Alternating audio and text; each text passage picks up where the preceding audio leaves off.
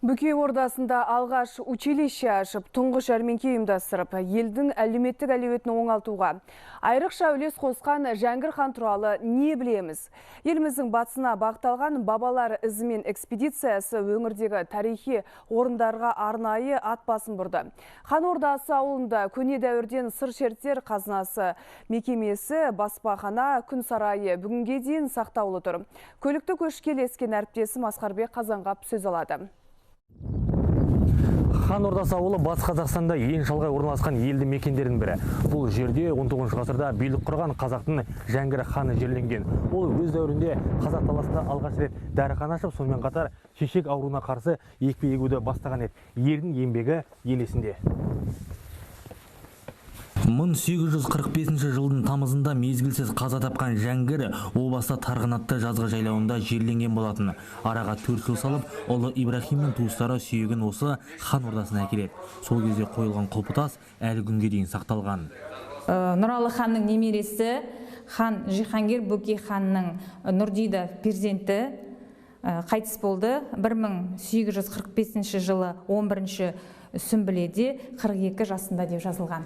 Жақсының аты өлмейді. Хан ордасындағы мына мұражай кешенінде Жәңгірдің төккен тері мен елге сіңірген еңбегімен танысуға болады. Ол 1841 жылы Бөкей ордасында алғашқы қазақ мектебін ашқан реформатор. Білім мекемесін ашудағы мақсаты қазақ балаларын Ресейде оқытып, өркениет көшіне қосу еді.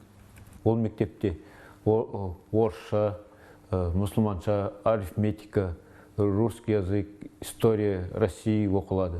Ол мектепті алғашқы ашу үшін Жәңгір 1826 жылы бірінші рет Қазанға барып Фукспен танысқанда солында ойына келіп, сол ойды деген жеткізіп, сол істі асырған болатын. Бұл Жәңгір хан билік құрған жылдары өмір сүрген хан сарайы. Аумағы ат шаптырмай болатын жерде өзі салдырған мешіті де бар. Айта кететіні, хан сарайының бүгінге дейін тек шығыс бөлігі аман жеткен болатын. 2005 жылы мәдени мұра бағдарламасы бойынша ғимарат толықтай қайта қалпына келтірілді. Бабалар ізімен экспедициясының жетекшісі, саяхатшы Сапар Ысқақов Жәңгір секілді батыр бабаның ел дамуына қосқан сүбелі үлесін кеңінен насихаттау керек дейді. Бұл өзінің қысқа өмірінде үлкен із қалдырды. Ол бірінші қазақтарды сол кезде сауаттандыру. Бұл кісі бірінші боп Бөкей ордасында бірінші қазақтың мектебін ашады.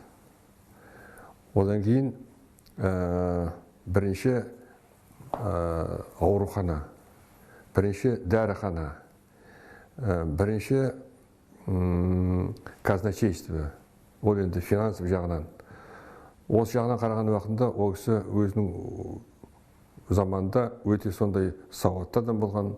Қазақ артынан мал қалғанша тал қалсын дейді. Бүгінде аумағы 18.000 гектардан асатын орман алқабын құнда өсіруге алғаш хат жазып, себепкер болған да хан Жәңгір екен. Бабалар ізімен экспедициясы жырақтағы тарихи өлкемен танысып, сапарын одан ары жалғады. Асқарбек Қазанғап, Хабар 24, Батыс Қазақстан облысынан.